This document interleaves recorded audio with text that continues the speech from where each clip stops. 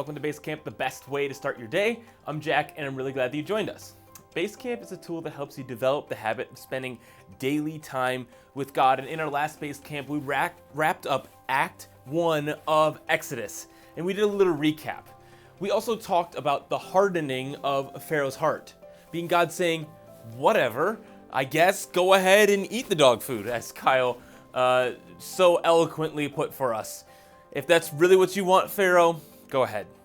But today, we're going to really dive in and learn about a new character. Well, not new, about a character in our story. So go ahead and open up those Bibles to Exodus chapter 7, and we're going to start reading in verse 8 and stop at verse 13.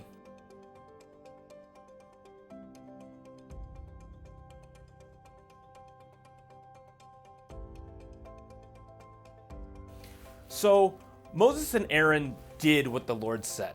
They went to Pharaoh, they did the things, and he refused to listen, and his heart remained hard.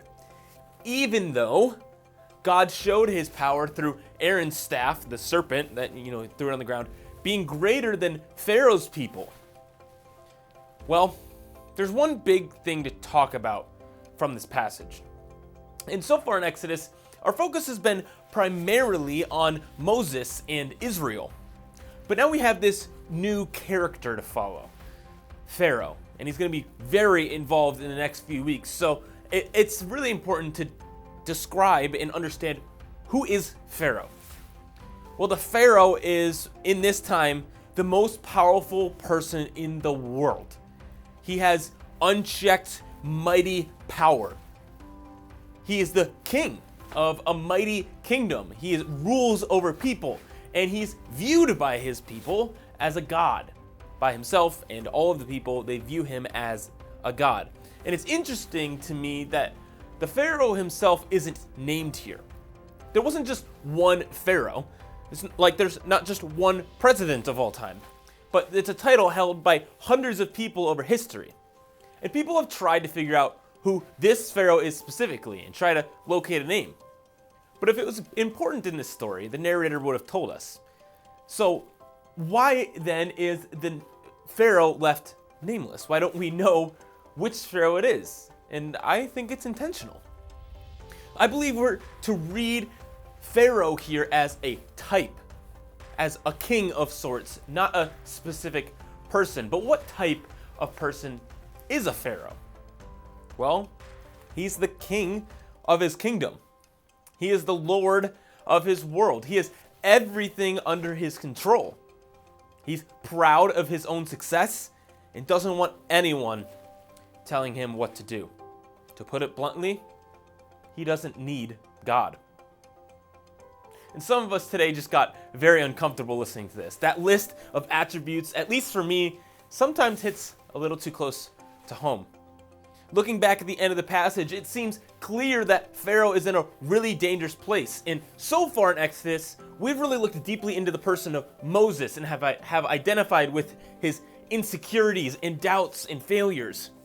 And we have seen ourselves in the people of Israel with their hurt and oppression and responses to God in the waiting for his rescue. But today, we need to look at how we are like Pharaoh in our own hearts. Pharaoh is the king of his kingdom.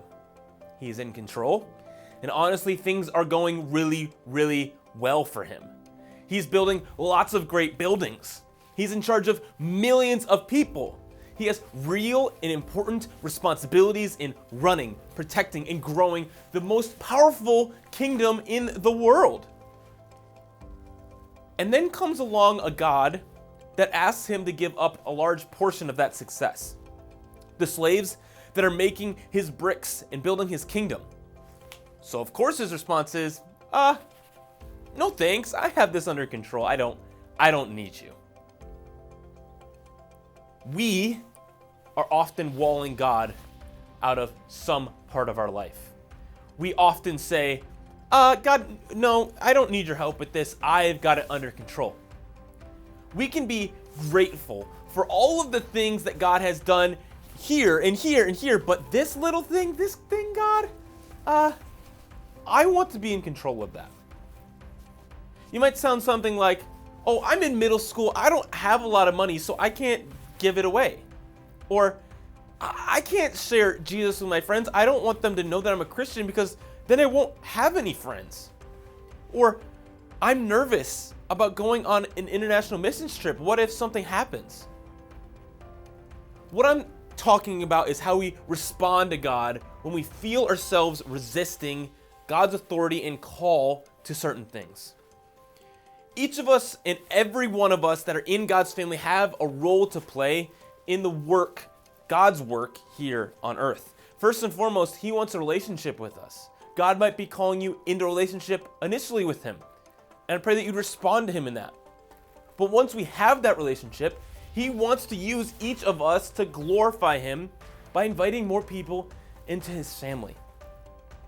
God wants to use us, but we always have an excuse. And I pray today that the Lord would break you out of your excuses and call you to be an involved part of building His family. Thanks for watching this episode of BASECAMP. Next episode, things start to get crazy, and you're not going to want to miss it. See you there.